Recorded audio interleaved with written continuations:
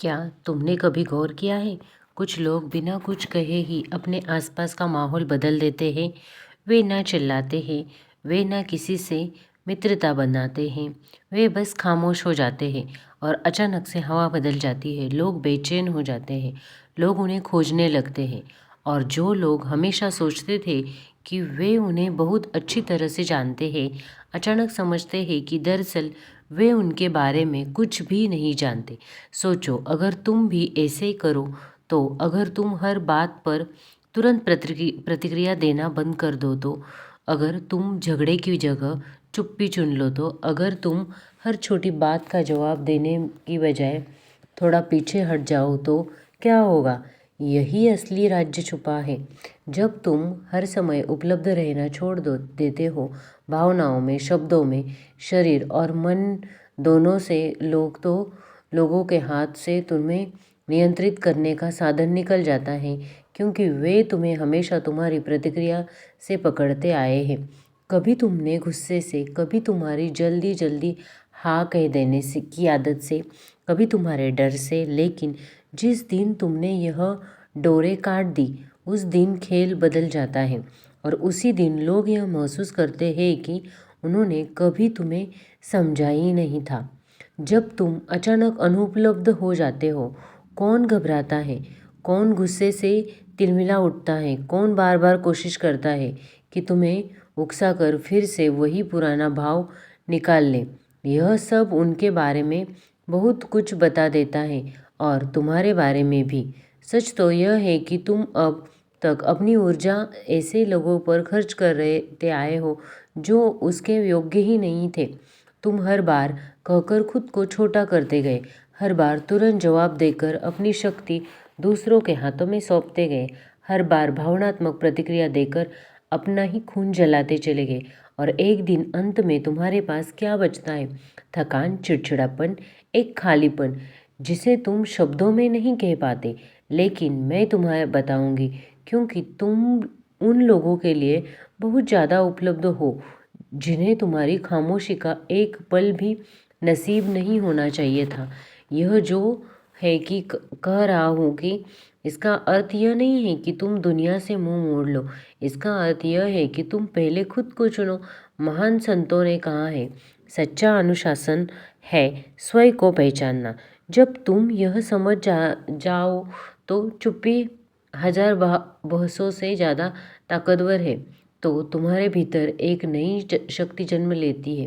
जब तुम्हें पीछे हटते हो, भागने के लिए नहीं बल्कि होश में आने के लिए, तो वह पीछे हटना एक तपस्या बन जाता है। तो अब मैं पूछती हूँ कि कब तक तुम दूसरों की भावनाओं से बंधे रहोगे? कब तक हर बार कठपुतली की तरह नाचते रहोगे? कोई तुम्हारे घाव पर हाथ रख दे। क्या अब समय नहीं आ गया कि तुम उन डोरियों को काट दो, थोड़ा सा रहस्यमय बन जाओ?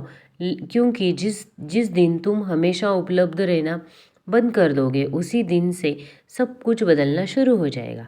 बचपन से ही यही सिखाया गया है कि हमेशा हाँ बोलो, सबको खुश रखो, जल्दी जवाब दो, लोग नाराज ना हो जाए। और धीरे धीरे हमें यह भ्रम दे दिया जा गया है कि हमारी कीमत सिर्फ इसी में है और हम कितने उपलब्ध हैं। लेकिन असलियत बिल्कुल उल्टी है। बहुत अधिक उपलब्ध होना कोई पुण्य नहीं है, यह तो कैद खाना है। जितना तुम उपलब्ध होते हो, उतनी ही तुम दूसरों के हाथों का खिलौना बन जाते हो। लोग तुम्हें एक बटन की तरह इस्तेमाल करते हैं। जब ध्यान चाहिए तुम्हें दबा दिया और जब दिल बहलाना है तो तुम्हें ढूंढ लिया। जब उन्हें सहारा चाहिए तुम्हें याद कर लिया और काम पूरा होते ही तुम्हें किनारे पर रख देते हैं। कितनी बार तुमने सिर्फ इसीलिए मुस्कुराया क्योंकि तुम ना कह नहीं पाए? कितनी बार तुमने थकान के बावजूद जवाब दिया क्योंकि डर था कि कोई नाराज ना हो जाए? कितनी बार तुमने अपनी इच्छा, भावनाएं छुपा ली सिर्फ इसलिए कि कोई तुम्हें ठुकरा ना दे?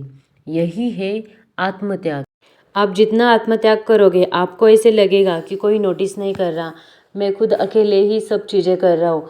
लेकिन ये दुनिया भी जानती है और दुनिया में जो भी अच्छे इंसान हैं उनको भी आपकी कद्र है, और कोई ना देखे तो भगवान को तो सबकी कद्र है। जो आदमी अच्छा काम करता है उसका भला तो होकर ही रहेगा।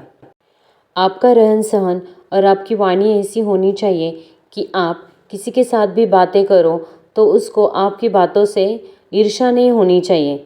आप किसी को कोई भी चीज़ समझानी हो तो इतनी स्वाभाविकता से समझाओ, इतनी सौम्य वॉइस में समझाओ कि जैसे कि अगर आप किसी के ऊपर द्वेष भी कर रहे हो और किसी की कुछ चीज़ रॉन्ग भी हो गई हो तो भी अगर आप उसे बता रहे हो तो उसे उस चीज़ का बुरा ना लगे। लेकिन कुछ लोगों का होता है, बातें करने से ही करते ही वो इतने खड़ूस जैसे बोल देते हैं कि उनका ज़्यादा डांटना भी नहीं हो तो भी इंसानों को हर्ट कर जाता है। तो ऐसे लोगों से लोग कभी प्रभावित नहीं होते हैं। लेकिन जो लोग सारा गुस्सा मन में दबा कर रखते हैं, कितना भी गुस्सा हो किसी पर बस पेशेंस रखे, उसे प्यार से समझाते हैं, वैसे आदमी के पास लोग ज़्यादा जल्दी आकर्षित हो जाते हैं। अपने शब्दों पर कंट्रोल रखो, तभी आप लोगों को प्रभावित कर पाओगे। जितने शब्द आप कम यूज़ करोगे और प्रभावी शब्द यूज़ करेंगे, ना कि किसी की तरफ जहर उगलना है, प्यार से बात करना है, तो आप लोगों को अपनी तरफ प्रभावित कर सकोगे। और एक बात है कि आप अपने नॉलेज से भी लोगों को प्रभावित कर सकते हो। आपके पास जो नॉलेज है, अगर किसी को कभी कोई भी प्रॉब्लम आती है तो आप अपना नॉलेज उनके साथ शेयर करते हो, तो ये बात भी एक अच्छी है कि आप अपने स्तर पर जो आता है वो दूसरों को अच्छे से समझा दे तो उनको भी अच्छा ही फील होता है। और नॉलेज मिलने से हर कोई संतुष्ट हो जाता है। संतुष्ट हो जाता है तो फिर आपसे प्रभावित तो होगा ही, और साथ ही साथ आप बहुत कुछ कर सकते हैं। ये बात भी सामने वाले के समझ में आती है। अच्छी बातें करके आप लोगों को अपनी तरफ आकर्षित कर सकते हैं। तो आज के वीडियो में बस इतना ही। अगर आपको ये वीडियो अच्छा लगा होगा तो प्लीज़ वीडियो को लाइक करें और कमेंट में साथ ही साथ ये बताइए कि आप ये वीडियो कहाँ से देख रहे हो। और अगर आपको ऐसी ही टॉपिक पर वीडियो देखना पसंद करते हो तो फिर चैनल को भी लाइक, शेयर और सब्सक्राइब करें। मिलते हैं फिर नेक्स्ट वीडियो में, तब तक के लिए हैप्पी रहिए, खुश रहिए।